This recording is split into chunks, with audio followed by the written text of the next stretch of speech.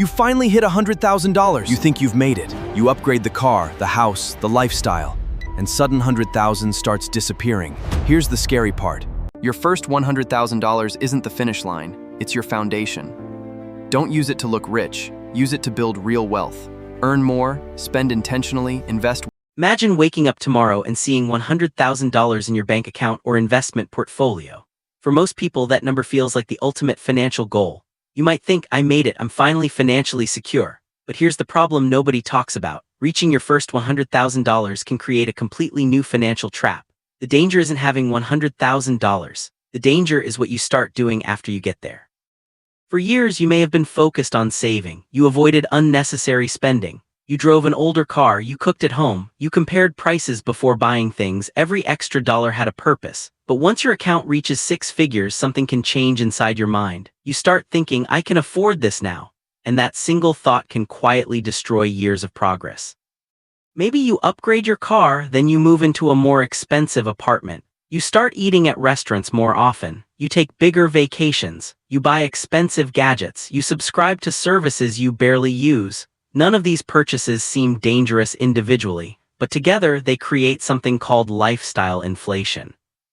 Lifestyle inflation happens when your spending rises every time your income rises. You make more money, so you spend more money. You get a raise, and suddenly you need a better lifestyle. You reach $100,000, and suddenly your old lifestyle feels unacceptable.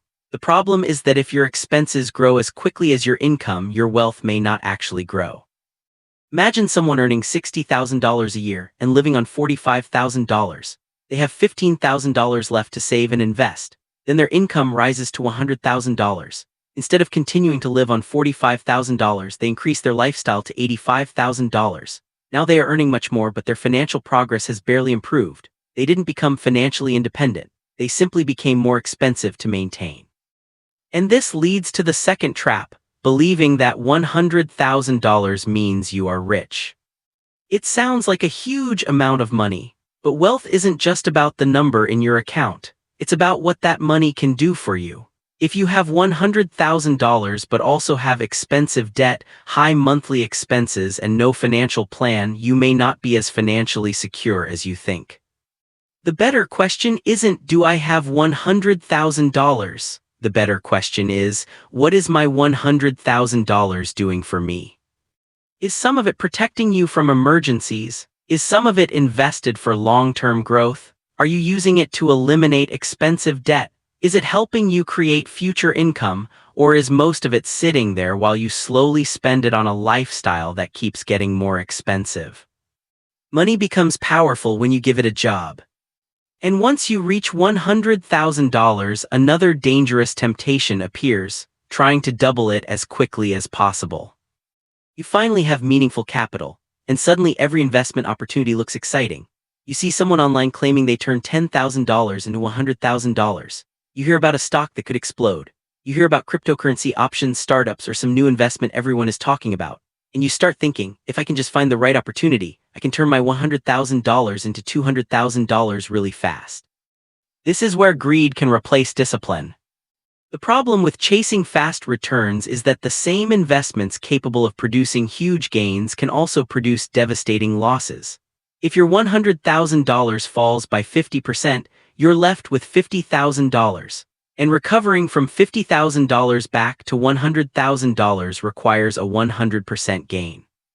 That's why building wealth isn't about finding the fastest possible investment.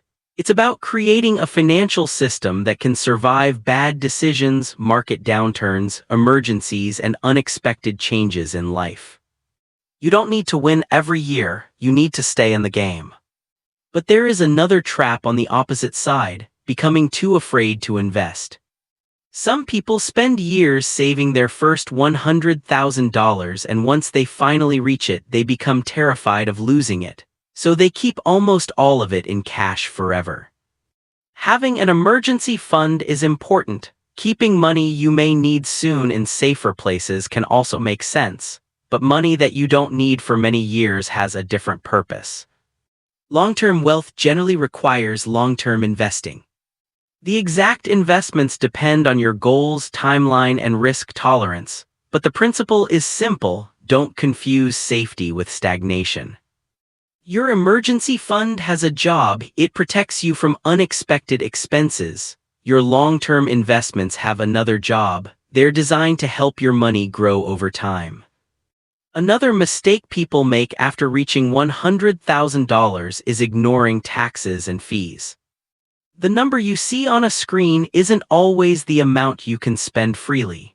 Depending on where your money is held and how it grows, taxes and fees can affect your actual results. This becomes more important as your income and investments grow. You don't need to become a tax expert, but you should understand the basics of how taxes affect your income, investments, retirement accounts, and major financial decisions. Because making money is only one part of becoming wealthy. Keeping more of it matters too.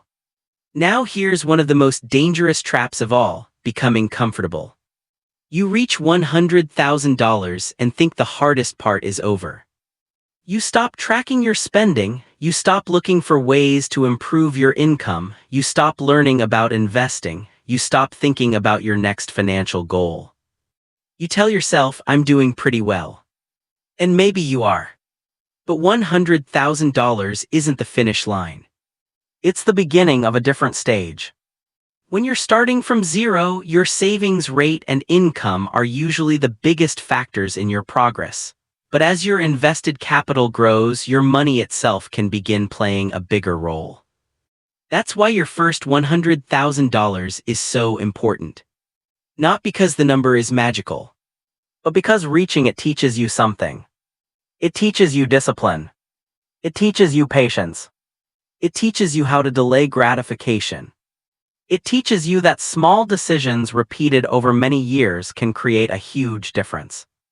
And those skills are more valuable than the $100,000 itself.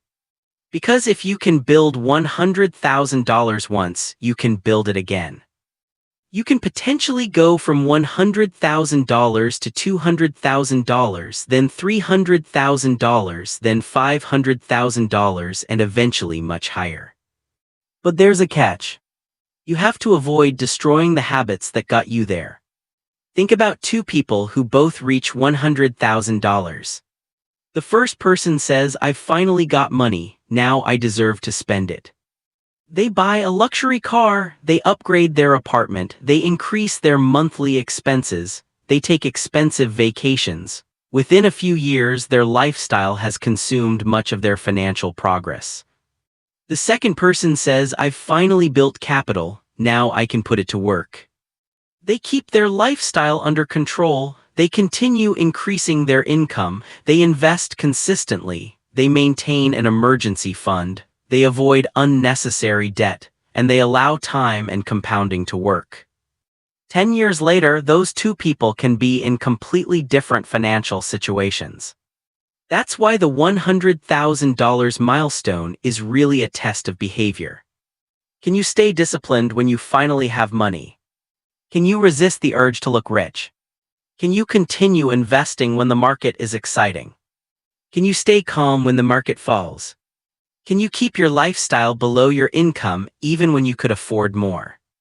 These questions matter more than the number itself. So what should you actually do when you reach $100,000? First, don't immediately upgrade your lifestyle. Celebrate the achievement, but don't turn one financial milestone into 10 new monthly bills.